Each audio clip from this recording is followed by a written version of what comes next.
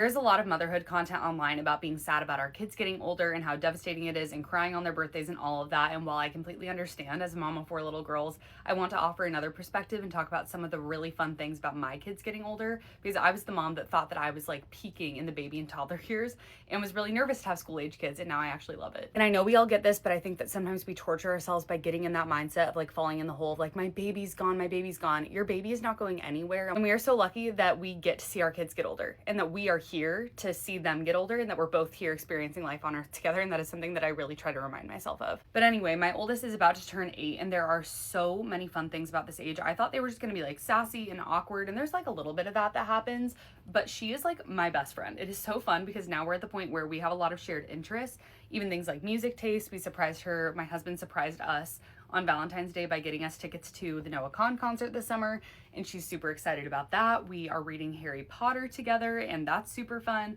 We just have a lot of like common interests in things where it is more like friend-ish, you know, than just like you have your little interests that I'm into, and more like we have inside jokes and sarcasm, and we can even like look at each other from across the room and give each other eyes like, oh, the little sisters are being crazy right now, like we got to get out of here. The level of independence and self-sufficiency that comes like at 7, 8 is really absolutely insane. Obviously they're still like little and joyful and like imaginative, and she still is like very into like luring the fairies into the backyard and like the whimsy and the magic of it all, which is super special.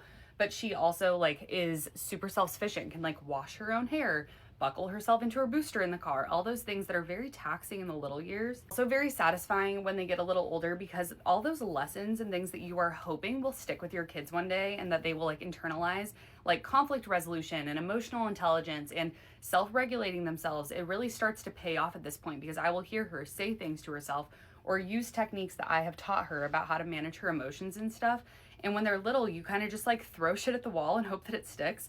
And it's really satisfying to watch them get older and kind of see some of those loops close, or see those things start to be internalized, where you're like, oh, how I'm parenting them and hoping that it's working actually is. So just a reminder that there are hard parts and good parts of every phase. And I just think that it's become like very normalized culturally to really hone in on how devastated we are to see each phase pass with our kids. And while there are certain times where I'm like, oh, I wish I could have you as a 2-year-old for a day, I really try hard to just be present with all 4 of my daughters in their current stages and just enjoy the good things that each stage brings, because there are so many.